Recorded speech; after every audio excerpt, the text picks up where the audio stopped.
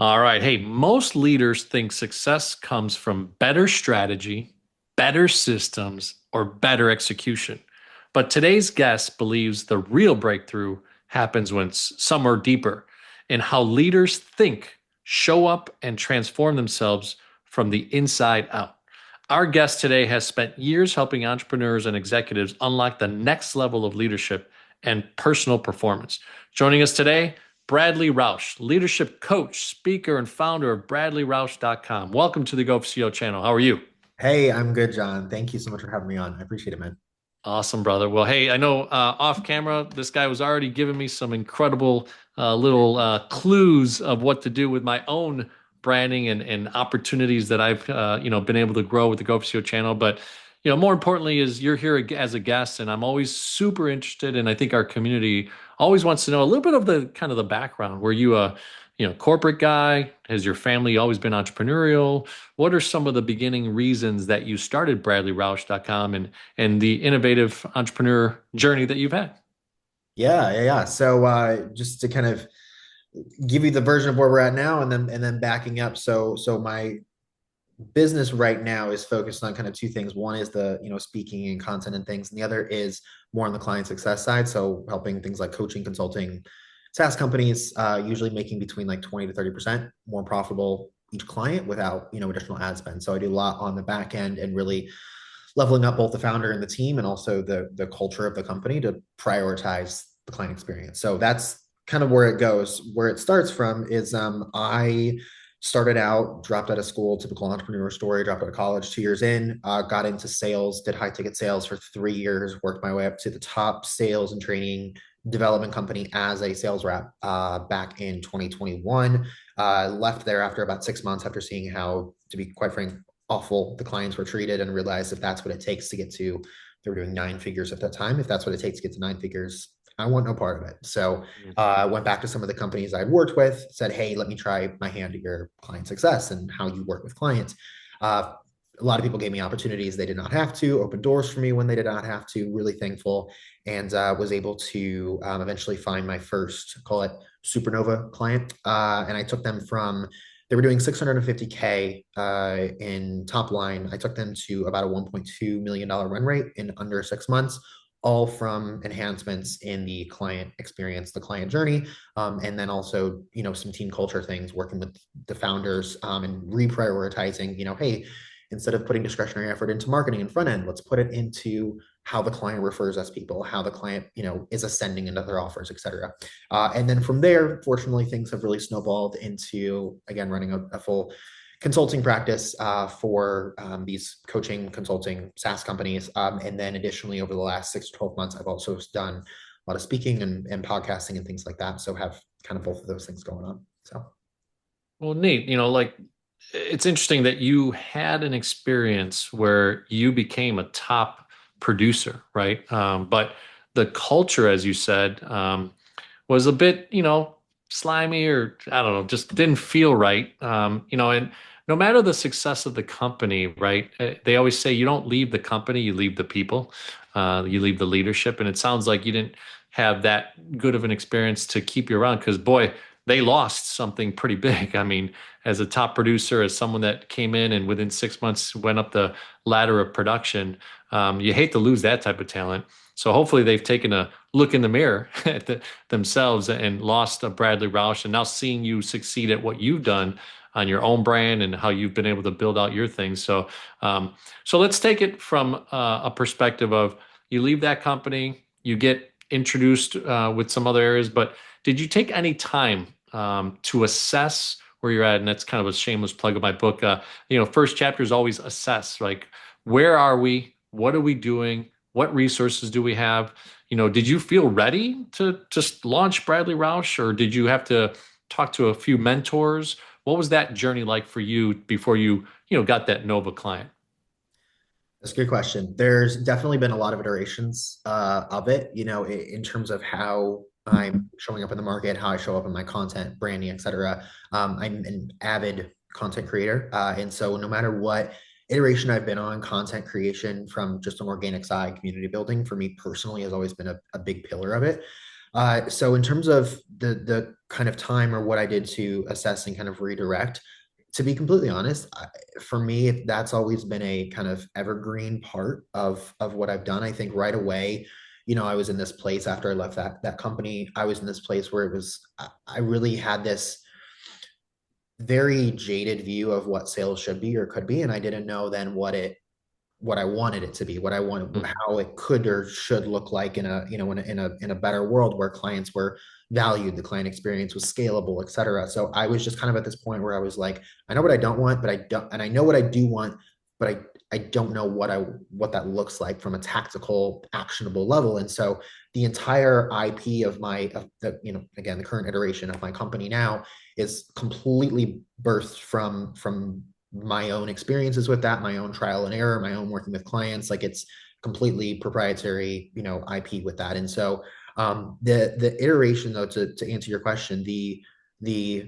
evaluation or the kind of assessment of where I was at again was like I knew that I wanted to impact the industry in a way that was more client centric and focused on, again, building goodwill, emotional equity, bringing clients into a new kind of version of an offer that was a win-win.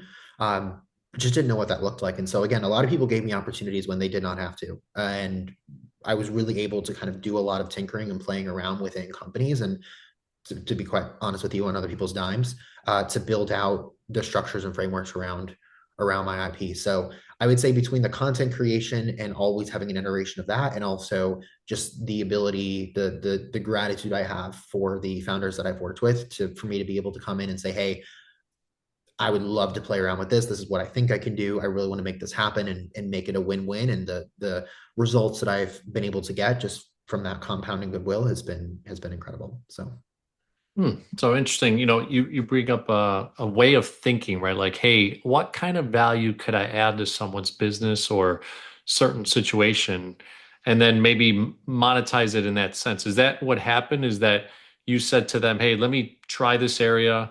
I don't know if it was no cost up front or maybe some nominal fee just to kind of get your expenses paid. But did you try that and then be able to have so much success that you witnessed those KPIs growing and you're saying, okay, hey, based on this, now let's set up some sort of formal, engagement or retainer, those type of things. How did you start to transition that value add to being paid? yeah. So right off the gate, as I left the sales company, I had up to that point, I had 3 years experience in high ticket sales, been around the block in the online coaching, consulting, high ticket space. And so I was really fortunate to be able to leverage not only the 3 years I had, but also the fact that I could say I worked for this very large company that everybody and their grandmother knew at the time, and leverage that into opportunity. So that was one part of it. As far as in terms of like payment and how I, figure that out and kind of value exchange, I was always doing something. I was, fortunate to find opportunities where it was always something where it was like, hey, I have this project in the business. Hey, I need this done in the business, etc. This is what I'm willing to pay for it. And I was like, fantastic, great. And while I do this, let me also tinker around with this side. So it was more of a thing of I took the opportunity in within a kind of more defined role within a company or an organization. And then I said to the founder, because these are all, companies anywhere between 500K to 5 million, so relatively small. And I took the opportunity to go to the founder, build really good relationships with them, and just say, hey, listen, this other thing over here that's also a hot shitstorm, let me try and fix that as well. And so it was a thing of where I would take an opportunity that was more laid out and execute on that, do a good job on that, but then also look for other ways that I could add, my extra discretionary effort, and make it a win-win. So that way it was benefiting the company, enhancing my skill set experience. And then that eventually compounded into, like I said, that, the Supernova client. And then from that really from that one experience of that working with that client to take them from 600 to about 1.2 run rate in under 6 months, that really catapulted me to the point where I came in directly working within either CS or sales, sometimes marketing, et cetera, just right out the gate. So Interesting. So, look, you developed a business out of really just ingenuity, flexibility, understanding like, hey, you're going to go find the solution that this person gave you a problem for. And in some ways, it sounds a bit kind of like the fractional world. I don't know if you've entertained that, but over the last 5, 10 years, I've seen fractional CFO, CMO, COO, CIO, CMO, right? CTO, like all these professionals that came from corporate America in maybe a C-suite level, or even if they weren't, but they had those competencies and they created value in the marketplace because, yeah, I mean, look, as a small business from 500,000 to a 5 million, you're not always thinking, oh, I need to bring on someone worth, salary of 120,000 plus Right. benefits and stuff. I could bring on someone for $30,000 engagement and do it fractionally. So really, you were kind of an innovator in some sense, right? In your space, especially with these little tweaks and iterations of things. So once you started getting to that point, and I know you talked about this Nova client a couple times, was it then at that point that you decided, okay, hey, here's an area that I am super good at, CS or some other space? Is that how then you honed in even tighter to a niche, or have you stayed a bit agnostic? So working with that client, that showed me I think that just the natural draw, like you said, that I had to client success in that world. B, to be honest, how good I was at it, and then C, the need for it. And so I think it was just a perfect storm of that. I'll be honest. It's on a personal note with this. It took me about 3 years to admit to myself that this is where I wanted to focus my effort, that this is what I wanted to do. And the reason it took that long and the hesitation I had is because, I'll be honest, the industry as a whole, speaking of this, online coaching, and you've got your fitness coaching and business coaches and stuff like that. And then you've got, your consulting and fractional stuff, and even the SaaS world to some extent. It's so front of business, front of house centric. It's so how can we decrease ad spend, increase sales? When you look at these metrics, like the accountability and the discretionary effort always goes to the front end. And it's ingrained in 99.9% of the founders. And not because they don't care about the client journey, not because they don't care about the clients or want success, but just because it is the way that it is in the space. Optimization of the client journey, or how can you make a profit center from the client experience, is just so seldomly asked or considered by, again, 99.9% of these companies. And so knowing that, and also and knowing how, I guess, not necessarily hard it was, how hard it was going to be, but knowing kind of what hill I had to climb to get there. I'll be honest with you, it scared me for a long time, and I'm not going to shit all over myself, but shoulda, woulda, coulda, in terms of starting earlier than I did. What the iteration of my company, or the engagements after that supernova client, always were more on a, probably, the best term for it would probably be fractional. Mhm. Coming in and looking at redesigning a sales process, here and there, looking at, sometimes it was a very in-house client success thing.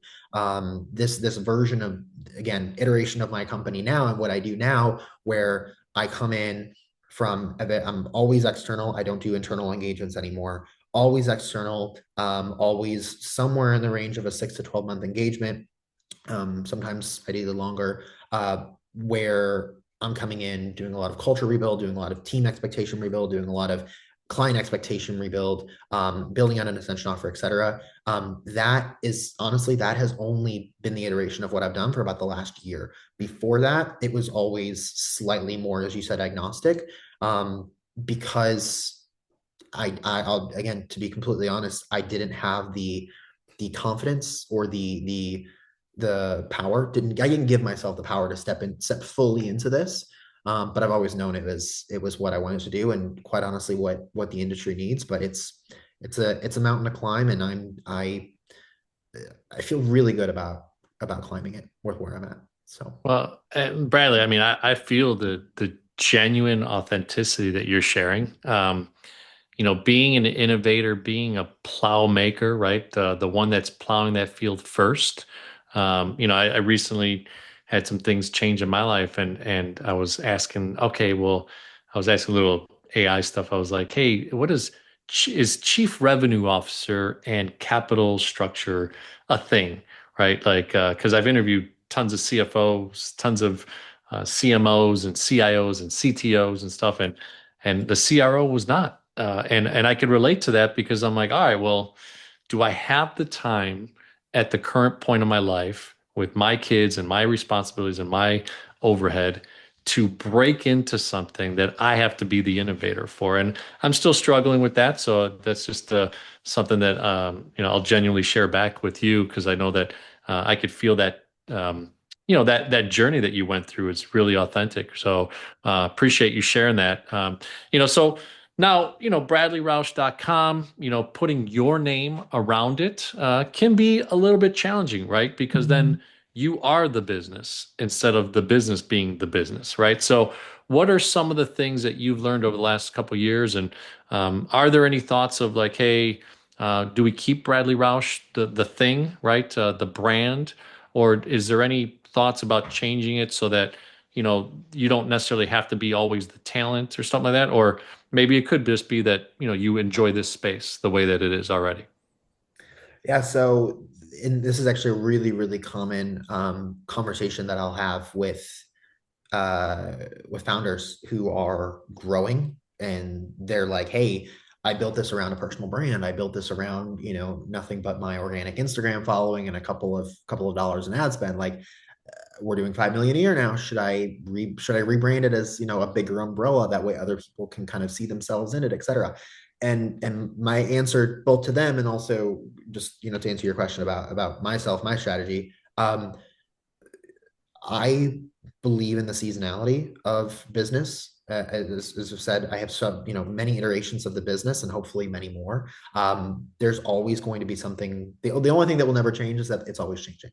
And Mhm. so I think, inverse of what a lot of people would assume or believe, I think building a business under a personal brand is actually a really powerful move for two main reasons. One, because no matter what iteration of the business that you're in, people will connect to you, especially when you have something like organic content, an ad strategy that's focused around you as the person on the ad, etc.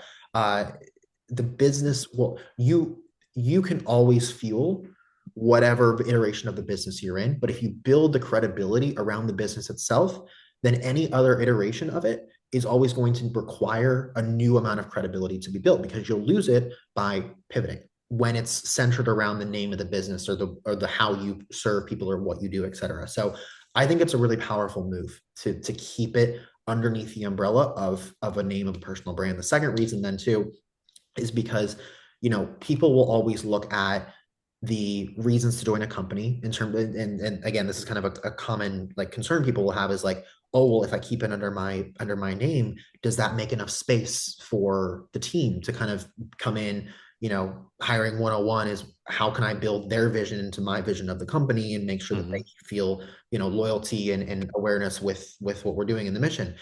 My answer, my thought around that is always, what better vision, what better runway can you give someone than to show them, hey, there is longevity, there is brand equity, there is customer loyalty in what we're doing, because I've built it around, forget that it's me, forget that it's a name. I've built it around something that can withstand many seasons. I've built it around this idea that they will always be served, clients will always be served in XYZ ways, regardless of exactly what it is they're being served. So I think it's one of the strongest. I think it's one of the strongest plays you can make personally. No, and I love that. I mean, I think we could have probably a podcast just on that.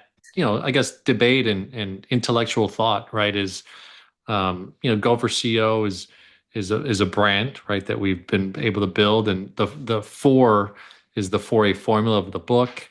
So I try to do things in four steps, is kind of the way my mind has always worked.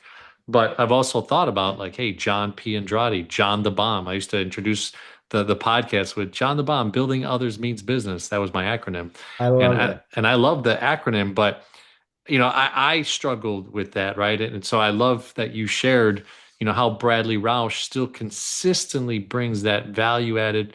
And then it's the back end, right? What do you deliver? How you've delivered it? What's the success behind it, right? That has built that culture behind what you do. So really awesome stuff. So thanks for sharing again. I think it's been all right. In the first 10 minutes, man, we've gotten deep with a lot of things that you have been able to do. So, all right. So as you went past the Nova client and started creating this, and like you said, maybe for 3 years, you were kind of, testing things, reiterating things, and now you've kind of settled into certain spaces and you'll always grow to different verticals.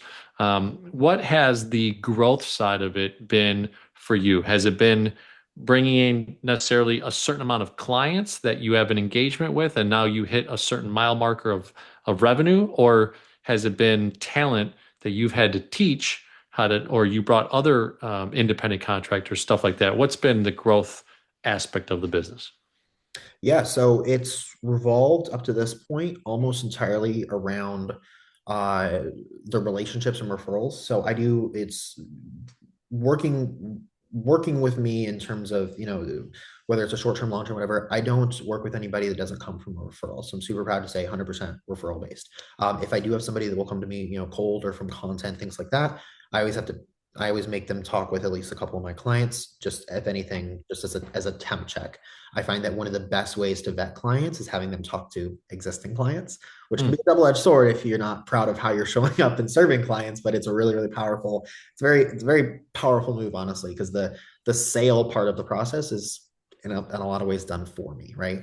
Mhm. The iteration again that I'm kind of currently in with it is much more around very bespoke consulting. I give a lot of discretionary effort, to be quite honest, to my clients in terms of, it's remembering that one of them had a really big baseball game for her kid, and her kid's doing varsity, whatever, and giving her a call after the game and saying, "Oh, hey, how did it go?" Da da da, and having an offhanded 15-minute conversation. Or it's flying in for an event that one of them set up and they're really proud of, and they're in their nonprofit and saying, "Hey, yeah, I'm here to support whatever."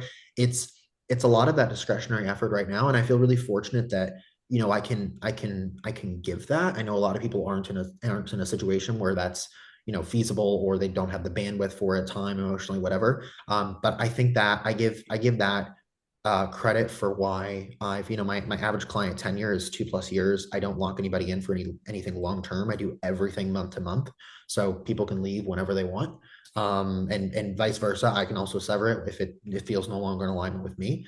And so really proud to say that there's a lot of that discretionary effort and equity that I'm, human capital equity, like we were talking about, that I'm able to build with them. And I think so far I've managed to do that really well at scale. There's of course going to come a point where at scale that no longer is viable, or if it is, it needs to kind of take on some other form, whether it's, you know, outsourcing it to another team member, whether it's doing it on a smaller scale per client. Like to be honest with you, I don't know what that's going to look like, but with the current version of things now, I the way I think about it is, I'll have a certain, some weeks are easier than others for sure, but I'll have a certain amount of kind of time or effort that I'll kind of give and separate out to make sure that not only is the business relationship strong, but also the personal relationship as well.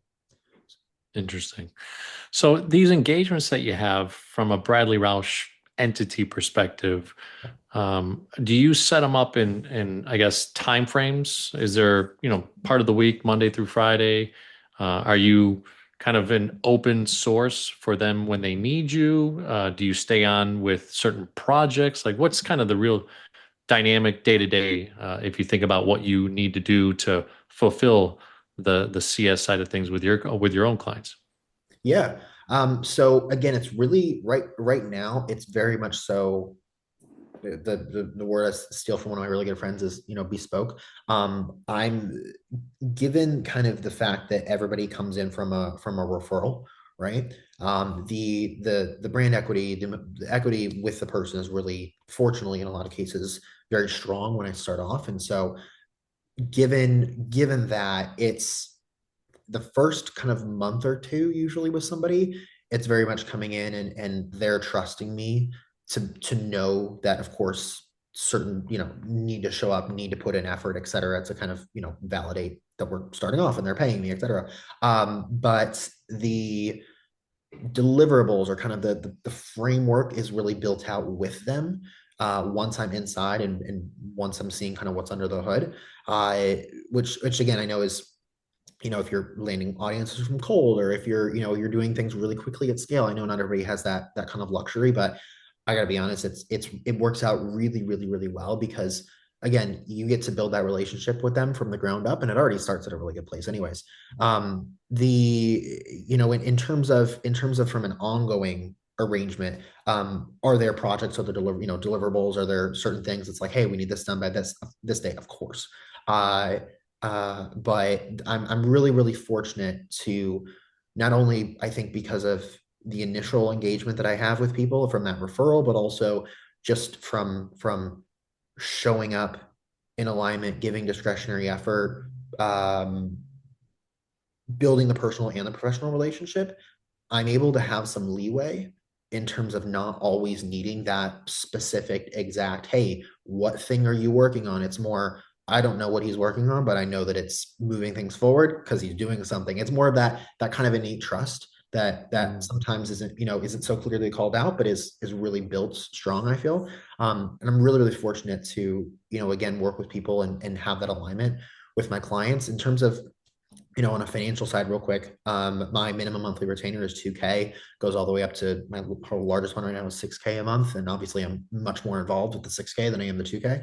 Uh, Mhm. but and it'll always be a function of scale as well. The effort and the longevity of something that is smaller, of course, is going to be much smaller than something if it's, I'm charging you 6K a month.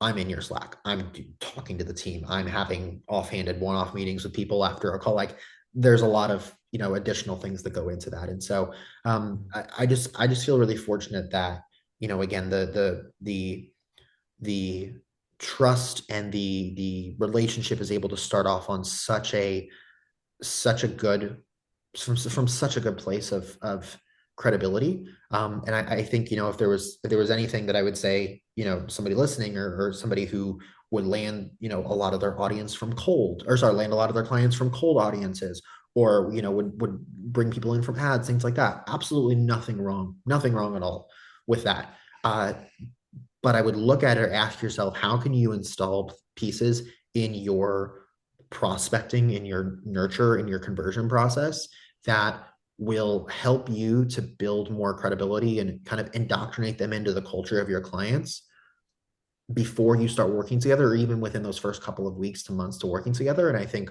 long term, that will pay so many dividends for the client relationship, for the longevity of the client, things like that.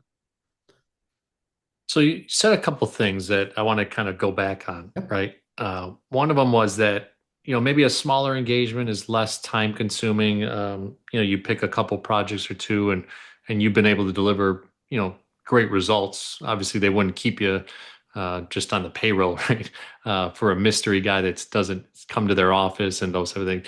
But the larger ones you talked about, that you're in their Slack and you're in this, you're in the team meetings, you're in kind of taking people out. So I'm super curious at that first 90 days, you're not necessarily an employee. You almost come in, right, really as a consultant fractional scenario, trying to solve an issue that maybe they were referred to you by.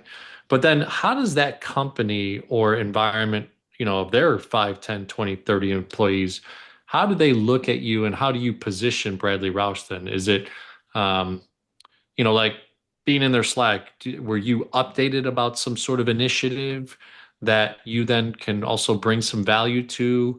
Are they positioning only you only for some of the competencies that you're super good at? I guess that's the understanding I'm trying to figure out. Yeah.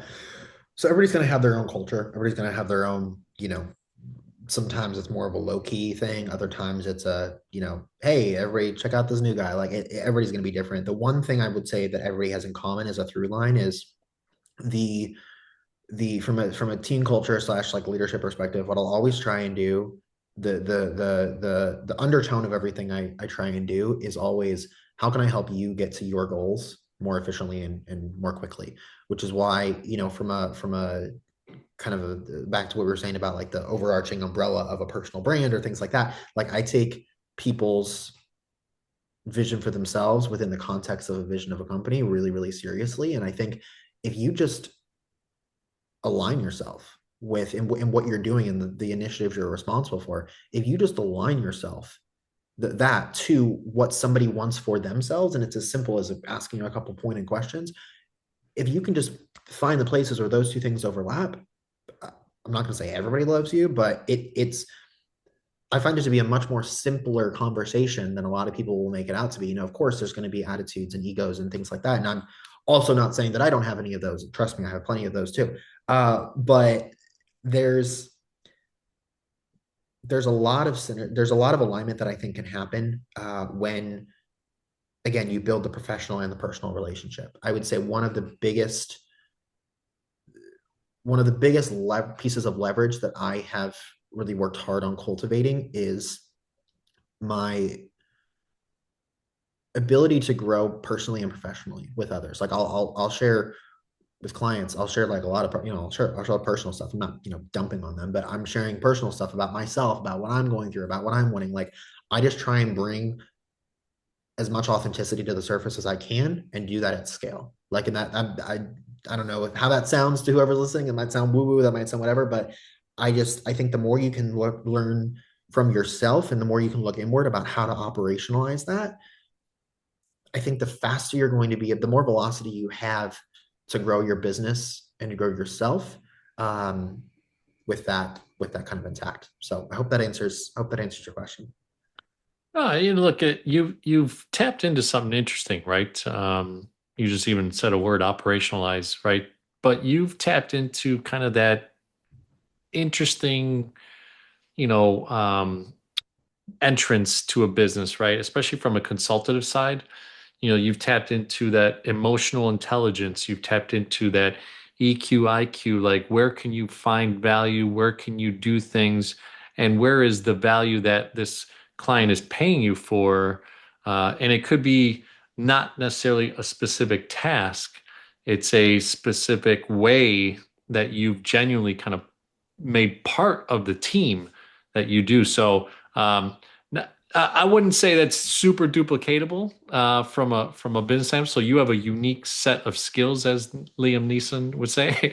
But it's interesting to kind of hear you say, "Oh, well, BradleyRoush.com has been reiterated over the years, but yet you found this way to be introduced to a potential client and now bring value based on some of the ways that you do things that are unique to you and the way the perspective." So interesting, interesting. So, all right. Well, look, a lot of the business that you've had has been organic, and I know off camera you kind of taught me something super quick about asking for an engagement, asking for some sort of that human capital come back to you in the moment. So, can you go deeper on that and what you teach your clients about accessing that point of opportunity?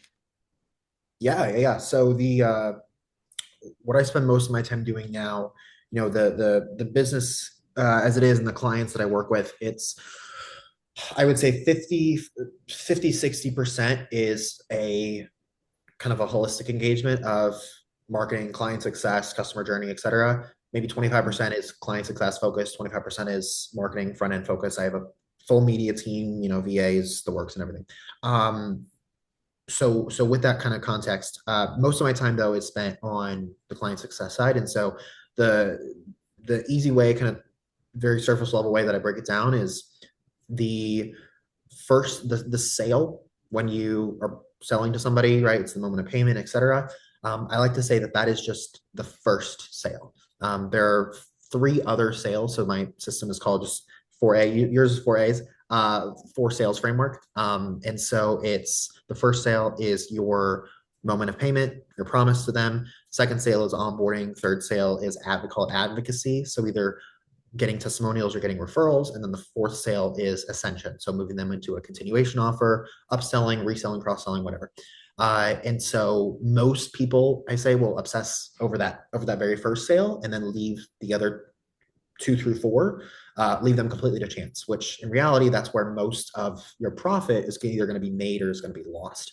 And so I have, built out in terms of what I was talking about in terms of the IP and kind of things like that is very structured frameworks around how to succeed at each of those four sales, even the first sale, how to succeed at each of those four sales with as little as little overextension, from the team, because it's like coming in with a CS team that's already overwhelmed, which is the case in 99.9% of situations. The answer is not more effort. The answer is more concentrated effort in different places.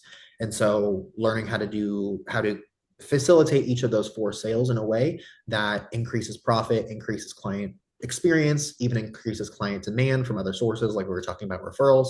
And so as you were saying, with referrals, that's that third sale. So advocacy comes down to it can go two directions, ideally both, but testimonials and referrals.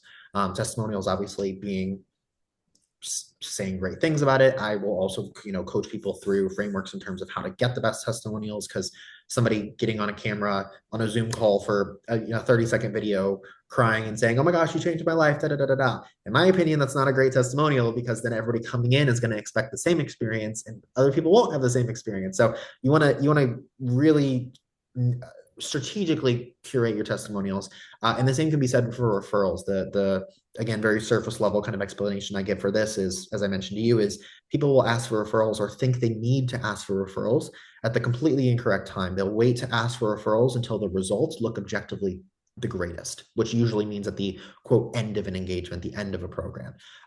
In my opinion, actually, that is the worst time to ask, because that is not when belief is highest. People will advocate for you, testimonials or referrals. They will advocate for you. They will use their own discretionary effort when their belief in what you are doing is the highest. And 9 times out of 10, that doesn't actually come at the end. That comes at very strategic points through the customer journey that you need to be able to map to understand, great, this person just had a really big win. Great, I just gave a very strategic amount of discretionary effort to this person. Their emotional equity is high. Now is the time to ask to cash in on a little bit of that and see how they can bring us other people that could be similar to them in a similar situation. There's also different ways to ask for referrals. You can soft ask, you can hard ask. You can only hard ask a couple of times. You can soft ask as many times as you want.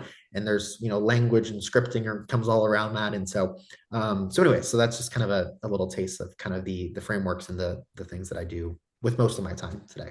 So No, I love it. I mean, I think it's really interesting, right? Even through our own conversation, the way to get to the power that you have has been interesting, right? Sharing the way that you engage, the way that you participate with your clientele, the way that you even bring, or I'm sorry, the clients bring you opportunities is very, very intriguing. So, look, I think we all have our own different flavor. Sometimes you don't discover that in the first year, 2 years, 3 years of your business. It sounds like you've been able to kind of redefine it, and you'll always be tweaking, right? Always be channeling kind of some of the energies that you've been talking about. So, look, as we end the podcast, we talk about CEO, right? So, client experience, engagement, and operational excellence. So, first one is, hey, what's the value proposition?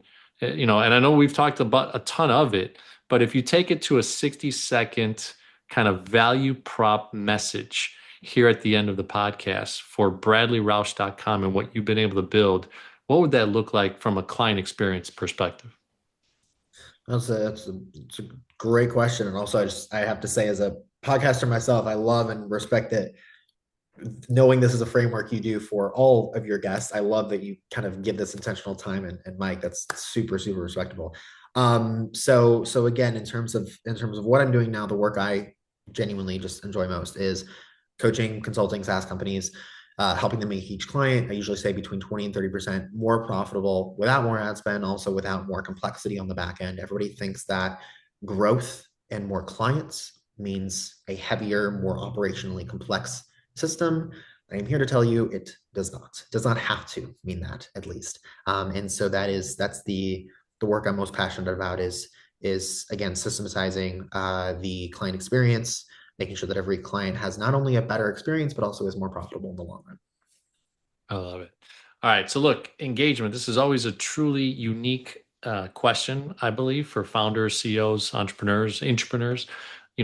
How do people, or how should people really engage with you? Are you a person that loves to go out to dinner?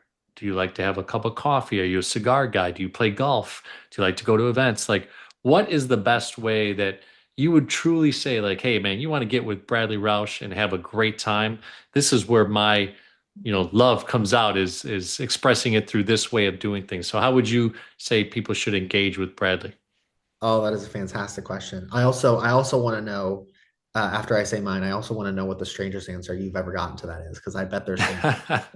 All right. But no, really, that's the simplest, s- best thing that comes to mind, honestly, is I love literally if I've got, a 30-minute break in my whatever calendar, whatever, da da da, or whatever, literally just hopping on a Zoom call, hopping on a phone call, whatever, and just jamming. I get, and jamming, such a great word. I get such enjoyment and fulfillment out of literally just deep diving in. I'm not a small talk person, as you probably could tell.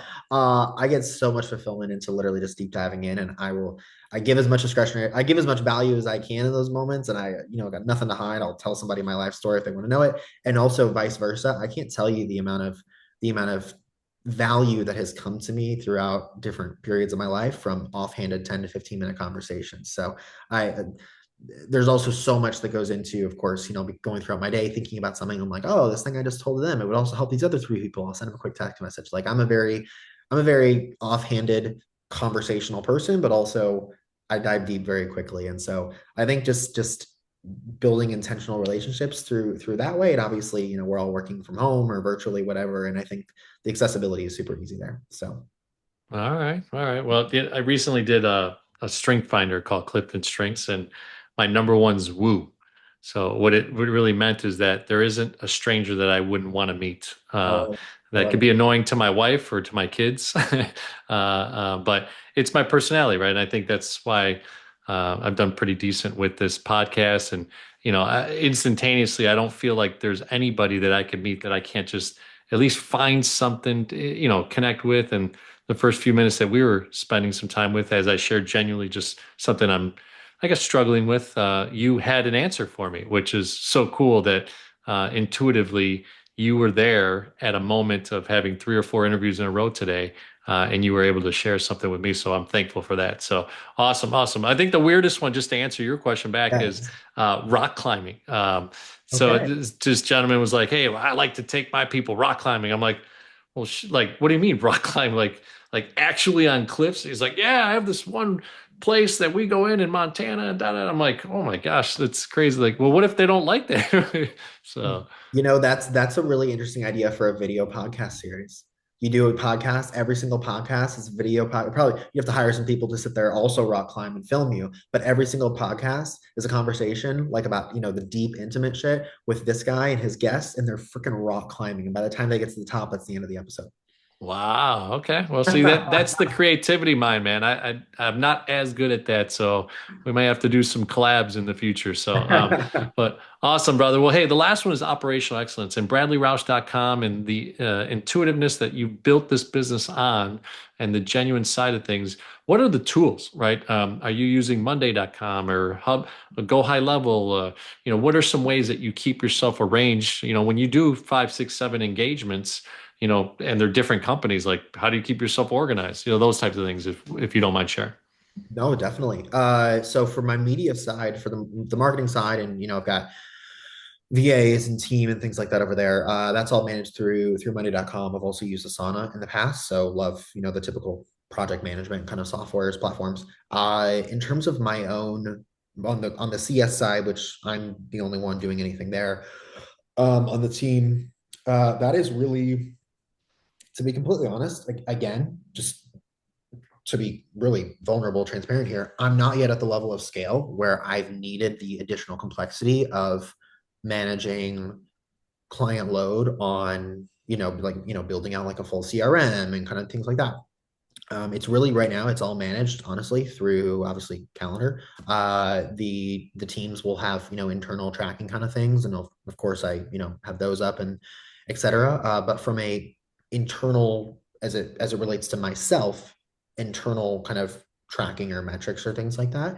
Um, yeah, to be honest, I haven't reached the level of scale yet. Hopefully will someday soon, but haven't reached a level of scale yet where I'm needing to install kind of that next layer. I'm usually just able to tap into what the companies already have, pre-existing and leverage that. So Okay. Well, it's awesome. I mean, that's another way too, right? I mean, obviously you have a business that can fully integrate inside a company and then be able to use some of their tech stack or their yeah. ingenuity, right? So in a very simplistic way, That's okay too, right? I think sometimes too, one thing that I learned interviewing a bunch of MSP IT guys is, hey, John, many of these companies are overspending on crap they don't even use. Like, oh, I got this new shiny project or thing. And I'll give an example. I mean, I've heard incredible things about Go High Level, but when you get their base level things, there's like 18 or 20 things that you could really use, but most people use two, right? Or one or whatever. So it's interesting, right? You don't necessarily need to always be super high tech and complex.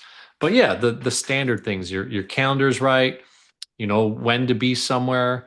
You have good, a car to get somewhere or you Uber somewhere, right? That type of thing. So, and a good reliable internet, right? To be able to do Yes. something like this, right? My So, line, I'm not drinking coffee at the moment. I usually am when I say this line, so I hold up my coffee. But my line is always give me Wi-Fi, my computer, and a coffee, and I can conquer the world. So that's my well, I've recently gotten into this mud coffee mushroom stuff, and my wife made it, and I was like, wow, this is pretty good. I'm not a coffee guy at all, but it's been, I think psychologically, I feel like it's given me nutrients and vitamins and all these other things. So, all right, Bradley, what is the best way that if someone wants to engage with you and they're interested, hopefully through the Go4CEO program, to engage with you and bring your services to their company? What would be the best way to do that to connect with you?